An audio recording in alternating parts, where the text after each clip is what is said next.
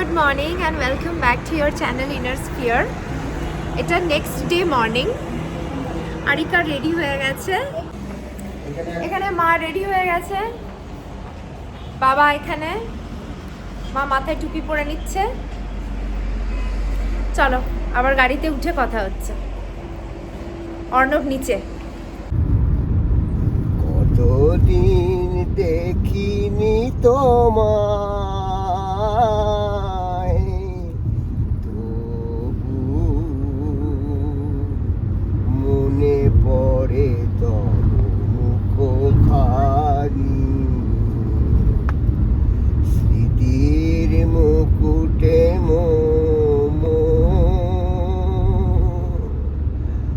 আজও তব ছায়া পরে রানী।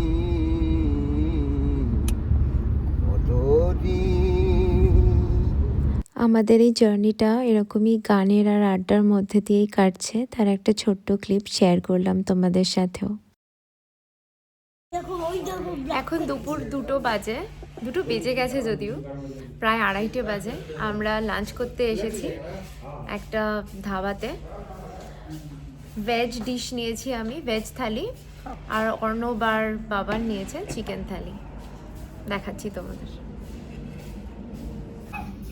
এখানে স্টিমড রাইস আছে, এটা একটা মিক্সড ভেজ, এটার মধ্যে পনির আছে দেখে মনে হচ্ছে। এটা আবার আলাদা করে পনির মশলা, এটা স্যালাড, আর এটা দই। ও এখানে ডাল আছে। এটার সাথে থালির সাথেই এখানে নান আছে, আলু ভাজা আছে। ভেজ থালির সাথেই এটা আছে, নান আর আলু ভাজা। আর এখানে এটা চিকেন থালি। অর্ণব, তোমার চিকেন থালিতে কি কি আছে একটু বলে দাও।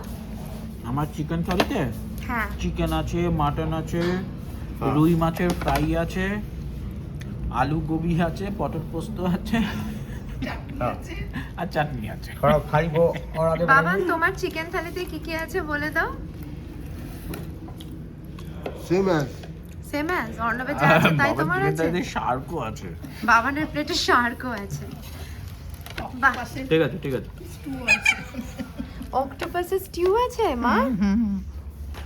কিরে পুপন, খাচ্ছিস মাম্মা? চিকেনটা হেভি হয়েছে। ওর প্রথমেই খাওয়া চাই হচ্ছে পাপড়, ও শেষ থেকে শুরু করে। আমার পাপড়টা তোর। বাবাইও তোকে পাপড় দিয়ে দিয়েছে। চল খা। আমরা লাঞ্চ কমপ্লিট করে আবার জার্নি স্টার্ট করলাম, যাচ্ছি সোজা বেনারস। আমি যতটা লক্ষ্য করলাম বিহারের রাস্তাগুলো ডেভেলপিং, নতুন ফ্লাইওভার কনস্ট্রাকশন হচ্ছে, তাই জন্য এখানে কনজেশনটা একটু বেশি।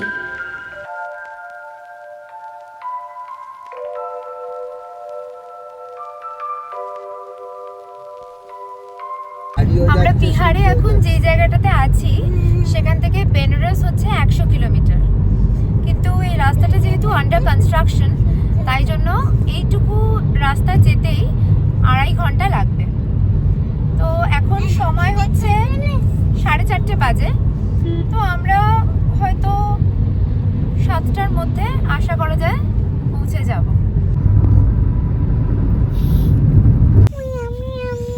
এখন সময় হচ্ছে সন্ধে 6টা, প্রায় 1.5 ঘন্টা পর আমি তোমাদের সাথে আবার কথা বলছি। আমরা অনেকটাই চলে এসেছি, এটা হলো রামনগর। এখন প্রায় আর 1 ঘন্টা মতন জার্নি করলে আমরা প্রপার বেনারস সিটিতে ঢুকতে পারবো। এখন আমি, মা আর আরিকা গাড়িতে বসে আছি। আমার বাবান আর অর্ণব এখানে দোকান থেকে রাবড়ি লাস্সি কিনতে গেছে। আমরা ফেব্রুয়ারি মাসে এখানে একবার এসেছিলাম রামনগরে, রামনগর ফোর্টে গেছিলাম। এখন ওটা যদিও বন্ধ, আমরা দুপুরবেলা গেছিলাম। যে দোকান থেকে আমরা রাবড়ি লাস্সি খেয়েছিলাম সেই দোকানেই অর্ণব গেল, তার কারণ আমাদের খুব ভালো লেগেছিল টেস্ট ওই দোকানের। চলে এসছে বাবান। কোথায় রাবড়ি চলে এসছে তোর? কই ও বাবা, এই যে রাবড়ি চলে এসেছে আমাদের, বাবান নিয়ে এসেছে।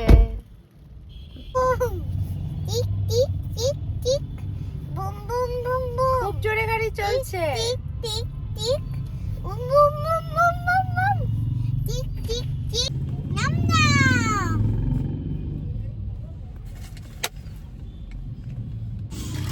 জল খাবে? আরিকাকে আমি আগে খাইয়ে দিতাম, এখন আরিকা আমাকে খাইয়ে দেয়, দেখেছো? Thank you baby.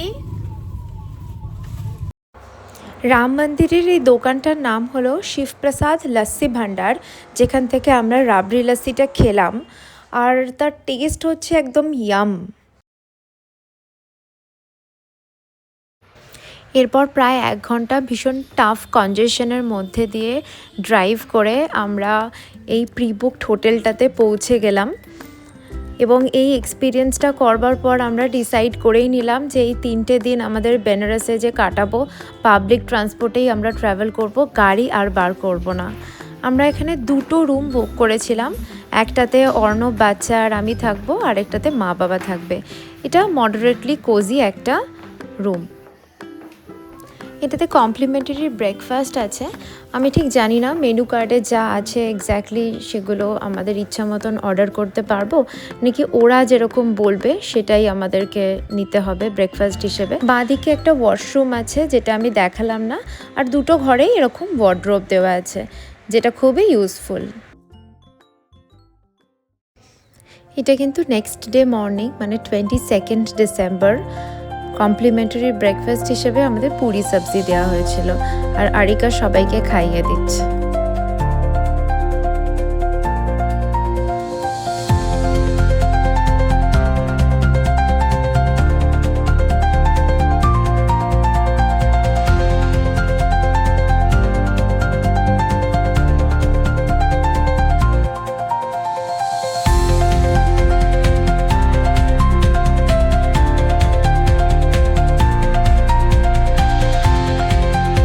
এরপর আমরা দুপুরবেলায় বেনারস ঘুরতে বেরোলাম।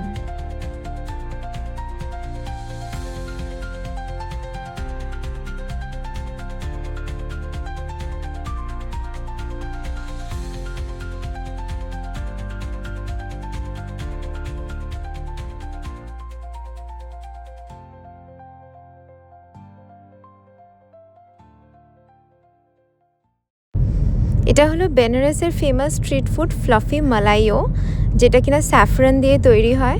আর যেরকম স্ট্রিট ফুড ফেমাস বেনারসের, সেরকমই ষাঁড়ও ফেমাস। ওরাও খুব ভালো করে খেলো, অর্ণব আর মা খাওয়ালো ওদের।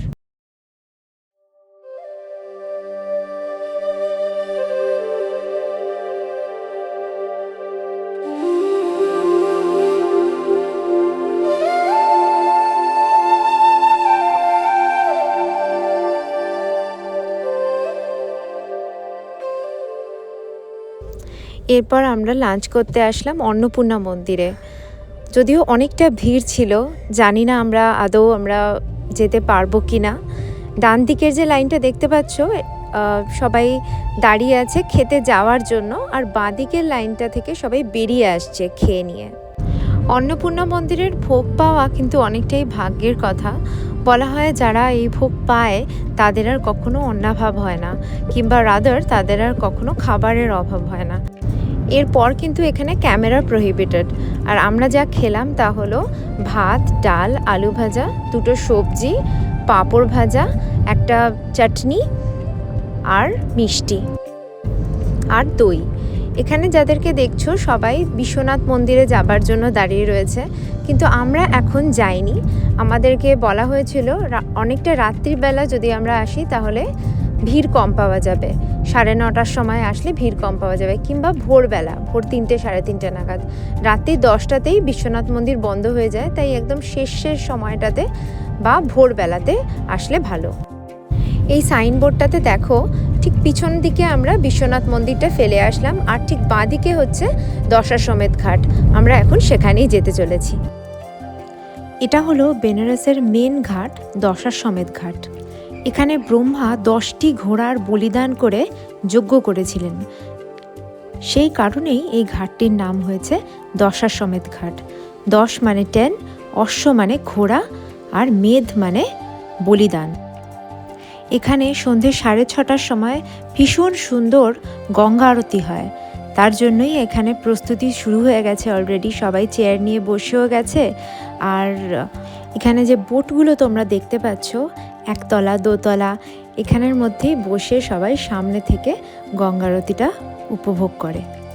তাছাড়াও এখানে প্রাইভেট বোট আছে কিংবা স্পিড বোট আছে, জাহাজ আছে, যেগুলোতে চড়ে মানুষ এক ঘাট থেকে আরেক ঘাট সওয়ারি করে, ঘুরে বেড়ায়। আর ওখানে এরকম গাইডও আছে যারা কিনা বলে দেয় যে কোন ঘাটের কীরকম ইতিহাস, সেগুলো ওরা সবাইকে ন্যারেট করে শোনায়। শুনতে অসাধারণ লাগে। আর সবথেকে বড় কথা, পুরো বেনারসের অলিগলিতে এমনি উদ্দেশ্যহীনভাবে ঘোরা বা যাই করা যাক না কেন, বেনারসে আসলে একটা আলাদাই ফিল পাওয়া যায়, যেটা আমি এইবারে সেকেন্ড টাইম আসলাম বেনারসে। আর সত্যি বলছি, আবার আসার ইচ্ছা। আরও অনেক ঘোরার বাকি থাকে। বেনারস একবার ঘুরে একটা সপ্তাহ ঘুরলেও শেষ করা যায় না। এখানে আসলেই একটা আলাদা ফিল।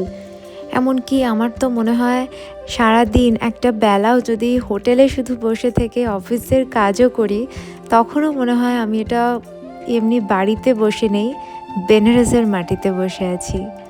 যাই হোক, এখন আমরা আবার হোটেলের দিকেই রওনা দিলাম রিকশায় করে।